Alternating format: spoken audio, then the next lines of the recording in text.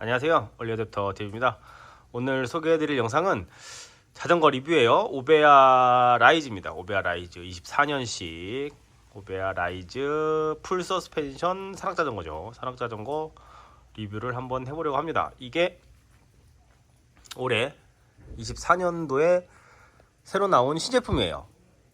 그리고 제가 커스텀으로 이제 오베아도 마이오로 해가지고 이제 도색을 커스텀으로 주문을 할 수가 있습니다. 누구나 주문이 가능하고요. 주문을 하면은 시간은 대략 5개월 정도 걸린 것 같아요. 5개월에서 6개월, 늦으면 그리고 빠르면 3개월 정도, 그 정도 시간이 걸립니다. 그래서 이제 뭐가 작년 모델하고 뭐 바뀐 게 크게 없어요. 디자인적으로는 크게 바뀐 게 없습니다. 크게 바뀐 게 없고, 뭐 그냥 바뀐 거라고 하면은 이제 구동계, 이제 신형 구동계가 들어갔죠. 스램 트랜스미션 XX 트랜스미션이죠. SL 제일 가벼운 버전이고 최상급 모델입니다. 이 모델은 지금 최상급 모델이에요. 그리고 커스텀으로 해서 도색을 제가 이제 이걸로 무게를 최대한 좀 가볍게 만들어 보려고 도색을 안 했습니다. 그러니까 원래는 이제 뭐 도색을 입히잖아요. 근데 그 커스텀으로 했을 때 카본 로우로 선택을 하면은 이 차체에 도색이 안 들어갑니다. 그래서 카본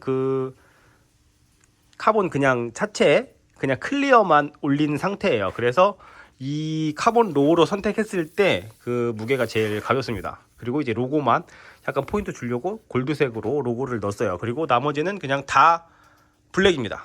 카본 로우예요. 그냥 도색이 안 올라간 상태죠. 도색이 안 올라간 프레임으로 제가 마이오로 주문을 했습니다. 그래서 도색 무게가 이제 빠지겠죠. 근데 도색 무게도 생각보다 무겁습니다. 도색 무게도 생각보다 무겁고, 도색 무게 많이 나갈 때는 100g 정도 차이가 납니다. 도색에서. 그래가지고 저는 이렇게 도색이 안 들어간 카본 로우로 선택을 해서 주문을 해봤습니다. 그리고 이게 신형인데, 이제 신형에서는 핸들바 여기서 이제 브레이크 선이 일로 들어가죠. 이 헤드셋 위로 브레이크 선 케이블이 모두 들어갑니다. 이쪽으로.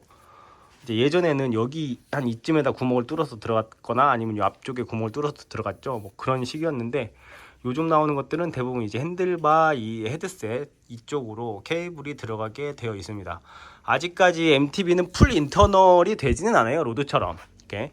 그리고 브레이크도 스텔스, 이번에 스램 스텔스라고 해가지고 얘도 뭐 그냥 뭐 예전에는 얘가 이제 앞으로 이렇게 튀어나와서 케이블이 이렇게 나왔다면 그냥 얘를 각도만 좀 바꿨어요. 그래서 핸들바 쪽으로 더 붙였습니다. 이 오일통을 더 핸들바 쪽에 가깝게 붙여가지고 이제 케이블이 그 최대한 핸들바 쪽에 붙게 이렇게 만들었어요. 그래서 이제 약간 좀 깔끔하게 이렇게 들어가는데, 뭐 그거 말고는 크게 바뀐 거는 없습니다. 그리고 오베아 라이즈 24년식에서 가장 큰 변화는 샥이 120mm로 들어갔어요. 앞에 120, 뒤에 120입니다. 그러니까 자전거 지오메트리가 조금 바뀌었겠죠. 기존에는 100mm였죠. 100mm였는데 앞에 100, 뒤에 100mm였는데 지금 신형부터는 120mm입니다. 앞뒤 120mm예요. 이게 그 올림픽 산악자전거 올림픽 코스를 보면은 그렇게밖에 만들 수가 없어요. 이거는 뭐 XC 대회 보면은 이게 뭐 다운힐 경기인지 XC 경기인지 구별 못할 정도로 정말 난이도가, 다운힐 난이도가 엄청나게 셉니다. 막 바위 박아놓고 막 점프대 만들어 놓고 막 바위에서도 막 드랍하게 만들어 놓고 막 이렇게 코스를 만들어 놓으니까 이게 하드테일로는 뭐 거의 불가능할 정도고 타기가 거의 힘들 정도로 코스를 만들어 놨어요. 그래서 이게 대부분 이제 그 모든 브랜드에서 이게 다운 컨트리로 들어가죠. 이제 장르가, 그런 장르가 어떻게 보면은 새롭게 생겼다고 보시면 됩니다. 다운 컨트리라고 해서 약간 XC인데 다운힐 쪽으로 조금 더 편하게 탈 수 있게 트랩으로 늘린 거죠. 120mm씩 늘린 자전거들을 대부분 다운 컨트리라고 명칭을 하죠. 근데 그거를 타고 이제 대부분 선수들이 대회를 뜹니다. 그렇게 할 수밖에 없어요. 그리고 이제 요즘에는 다 저 가변 시트 포스도 달 수밖에 없게 코스를 만들어 놨습니다. 너무 이제 약간 그 뭐 관객들의 약간 그 자극적인 그런 거를 더 하기 위해서 그렇게 만들어 놨겠죠. 코스를 막 정말 막 바위 박아 놓고 막 이렇게 점프하고 막 선수들도 엄청 많이 넘어집니다. 생각보다 선수들도 많이 넘어지더라고요. 근데 솔직히 구경하는 사람 입장에서는 너무 코스가 밋밋해도 재미가 없잖아요. 계속 그 코스를 도는 거니까.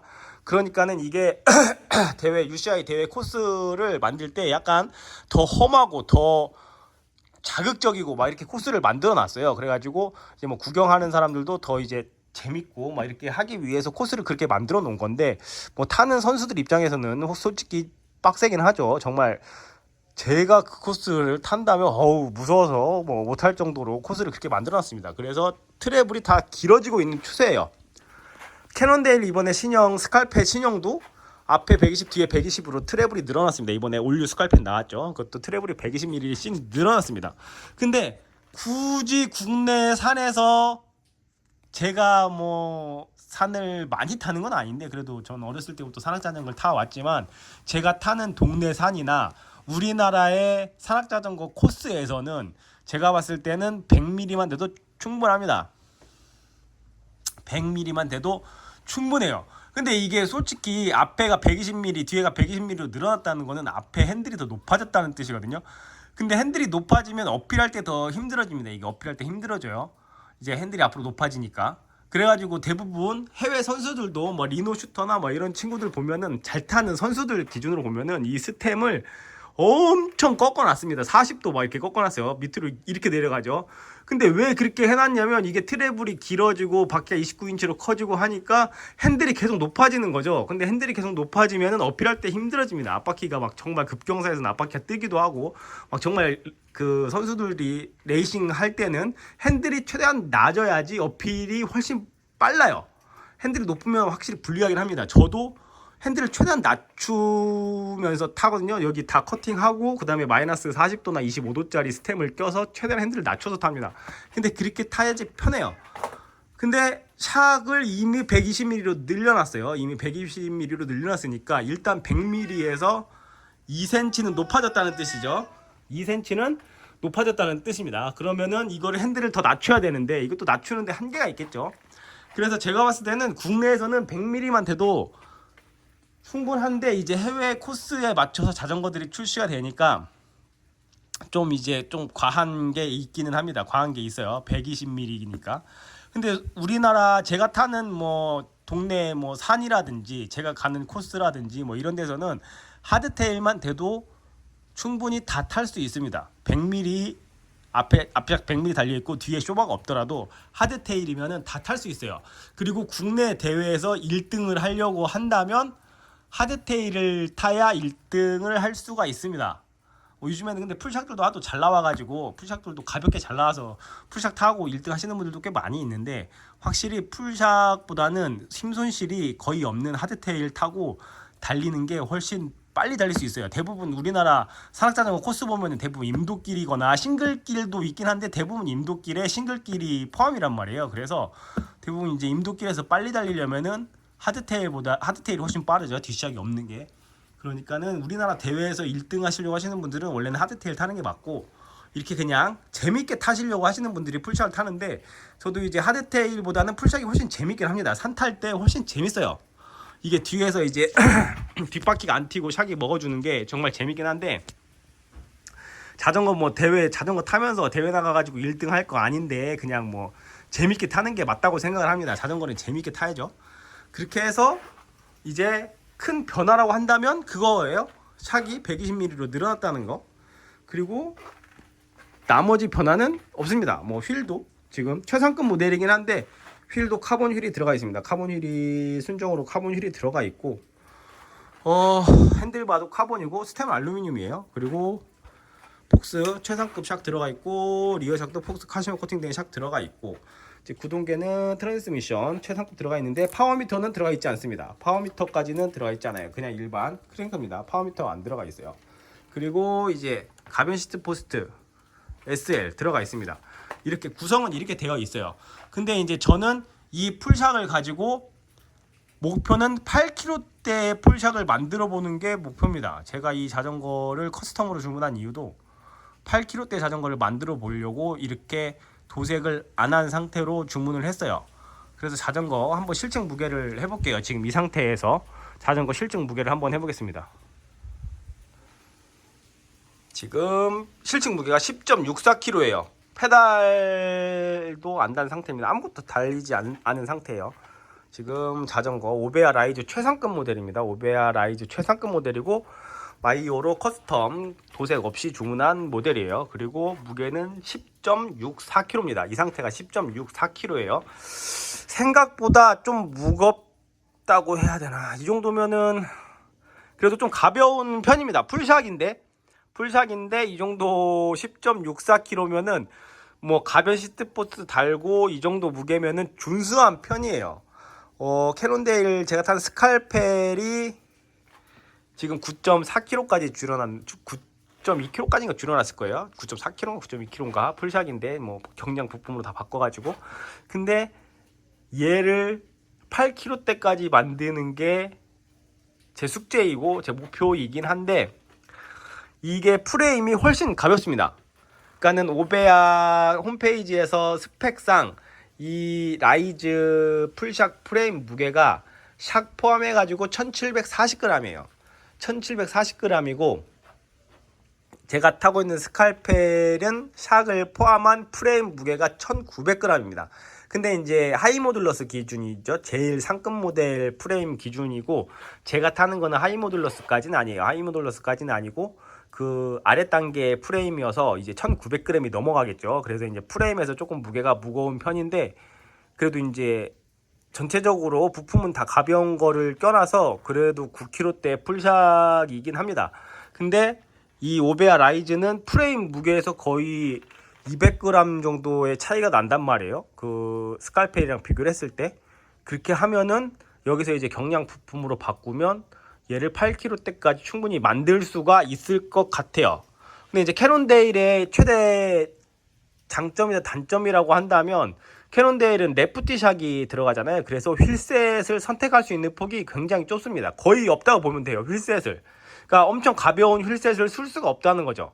근데 이제 이런 일반 산악자전거 같은 경우에는 가벼운 휠셋을 쓸 수가 있습니다. 그냥 부스트 규격을 쓰면 되니까. 그래서 이제 지금 이 순정 휠이 무게가 얼마나 나갈지는 모르겠는데, 이 순정 휠 무게를 측정해 가지고 이제 1400g 이하면은 정말 가벼운 거고, 1400g 이상이면은 이제 휠을 바꿔야겠죠. 더 가벼운 휠로 바꿔야 이게 8kg대까지 떨어집니다. 그래서 지금 제 머릿속에 구상한 거는, 어차피 가변 시트 포스트는 전 안 쓸 거예요. 가변 시트 포스트는 저는 필요가 없습니다. 굳이 저는 뭐 이걸 가지고 막 다운 컨트리 하는 그런 코스를 타는 게 아니고, 그냥 저는 뭐 임도나 뭐 싱글 코스를 타긴 하는데, 그래도 저는 가변 시트 포스트에 쓸 일이 없더라고요. 그래서 이 가변 시트 포스트에서 무게를 꽤나 많이 줄일 수 있죠. 근데 이 폭스 뭐죠 이거? 트랜스퍼 SL이 되게 가벼워요. 이게 실측 해보니까 340g 정도 나가더라고요. 근데 얘는 이제 중간에서 멈추지 않습니다. 얘는 그냥 하이로우만 돼요. 그래서 무게가 제일 가벼운 가변 시트포스트인데, 그래도 생각보다 많이 가벼운 편입니다. 340g 정도 나가요. 그러니까는 무게 줄이려고 하는데 꼭 가변 시트포스트를 쓰셔야 되겠다 하시는 분들은 이 트랜스퍼 SL을 쓰시면 됩니다. 가변 시트포스트 중에서는 제일 가벼워요, 저게. 그리고 안장도 이제 가벼운 거가 들어가 있긴 해요. 셀레 이탈리아 SLR 부스트가 들어가 있긴 한데, 얘도 카본 레일인데 150g 정도 나가더라고요, 실측 해보니까. 그러면 이제 안장하고 여기 이것도 어차피 다림으로 바꿀 거거든요. 이거 시트포스 다림으로 바꾸면 여기서 한 200g 이상 빠지고, 핸들바하고 스템도 어차피 다림으로 바꿀 겁니다. 그리고 앞에 샥도 폭스 34가 들어가 있어요. 이게 120mm로 늘어나면서, 보통 이제 XC 샥은 32가 들어가잖아요. 32가 들어가는데 이번 모델부터는 트래블이 120mm로 늘어나면서 34가 들어갔어요. 그래서 이 샥도 무게 한 1600g 정도 나갈 거란 말이에요. 좀 무거운 샥이 들어가 있습니다. 좀 무거운 샥이 들어가 있어서 이거를 제가 이제 미리 주문해 놓은 락샥 시드 얼티메이트가 있습니다.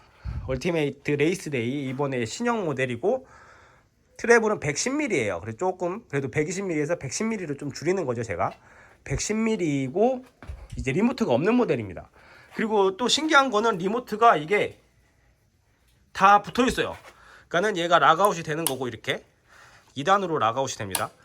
이렇게 투 포지션이에요. 밑에 락아웃이 되고, 그리고 지금 얘가 이제 가변 시트 포스트 올렸다 내렸다 하는 거예요. 그러니까 이 리모컨이 통으로 붙어 있습니다. 세 가지 기능을 같이 하는 거예요.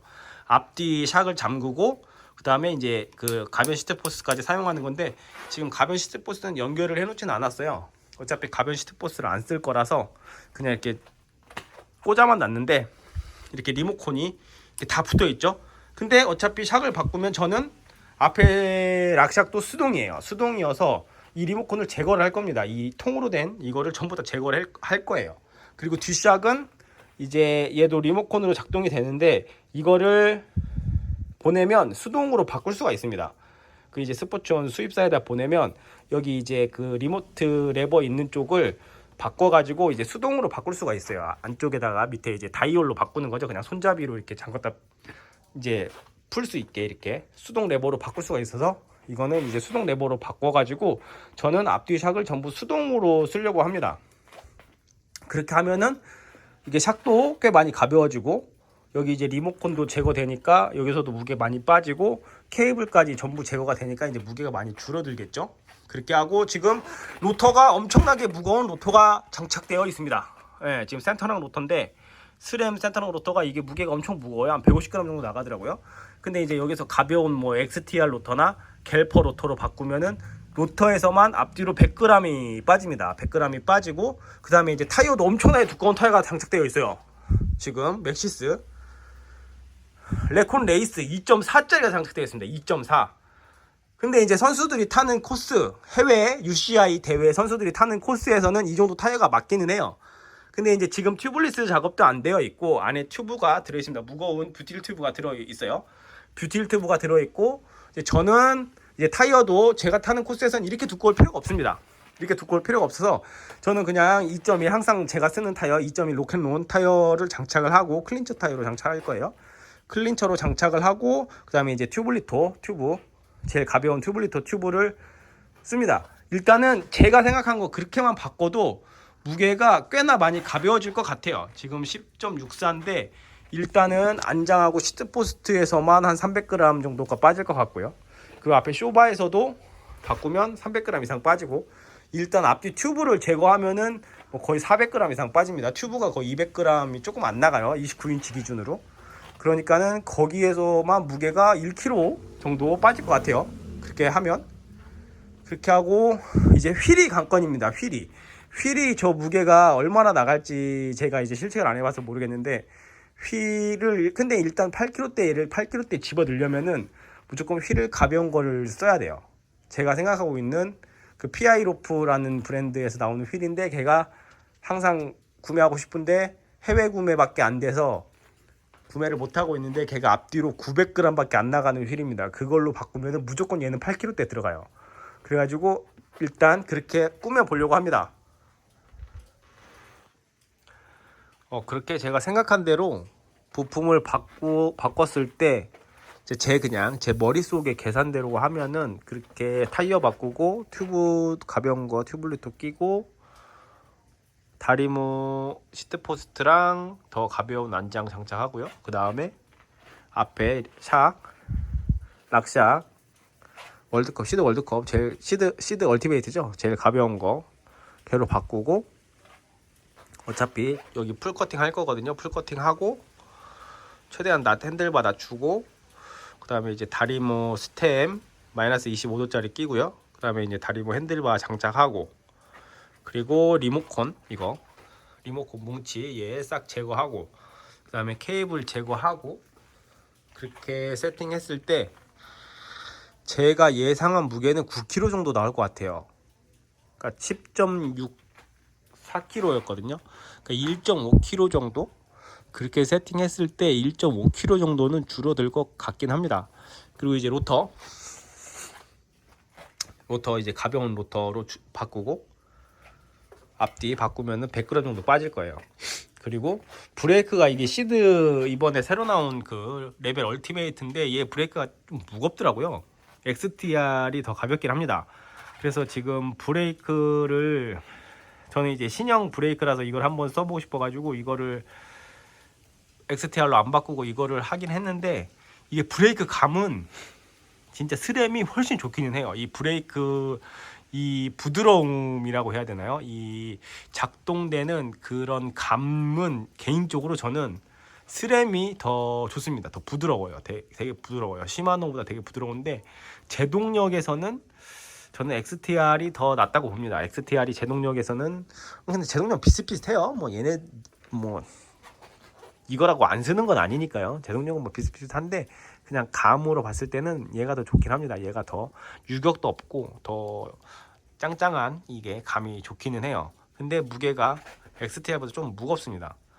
근데 정말 무게를 줄이려면은 그 피콜라 브레이크 있잖아요. 피콜라 제일 가벼운 브레이크. 요즘에 해외에서 많이 쓰더라고요. 피콜라 브레이크. 그거가 엄청 가벼워요. XTR보다 훨씬 가볍습니다. 근데 이제 구하기가 쉽지 않아 가지고 못 구하는 건데 일단 국내에서 구하기 쉬운 부품들로 뭐 다리모도 국내에서 쉽게 구할 수 있는 부품은 아니죠. 뭐 주문하고 몇 개월씩 기다려야 되니까.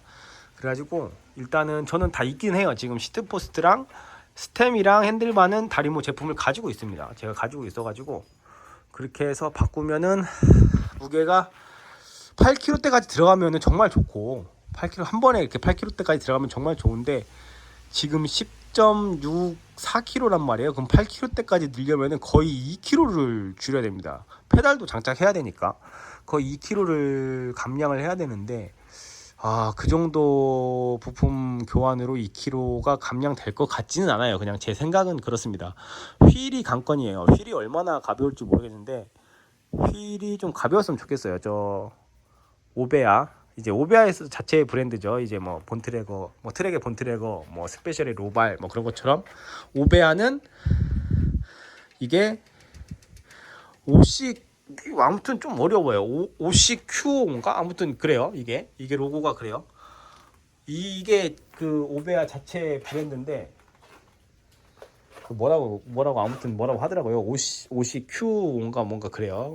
오베아 뭐 컴포넌트 뭐 그런 약자로 되어 있습니다. 그래가지고 그 휠인데 어차피 휠도 그 허브도 240 허브를 썼더라고요. DT 내내야 DT 240 허브입니다. DT 240 허브고 뭐 림만 뭐 자기네들 자체 림을 썼을 것 같은데 이 림이 좀 가볍기만을 바랄 뿐이에요. 정말 림이 정말 휠에서 정말 무게가 가볍다면은 굳이 휠을 바꿀 필요는 없을 것 같아요. 휠이 진짜 1200g에서 1100g 정도 나간다면은 정말 땡큐인데 내가 봤을 때는 그냥 240 허브 쓴 거 보니까 DT에 한 1500 1501 정도 그 정도 수준의 휠셋인 것 같습니다. 비슷한 스펙일 것 같아요. 그래서 무게가 제가 봤을 때는 한 1400에서 1500g 정도 나가지 않을까라고 예상을 하는데 이제 제가 이제 실제로 안 해봐서 모르겠습니다.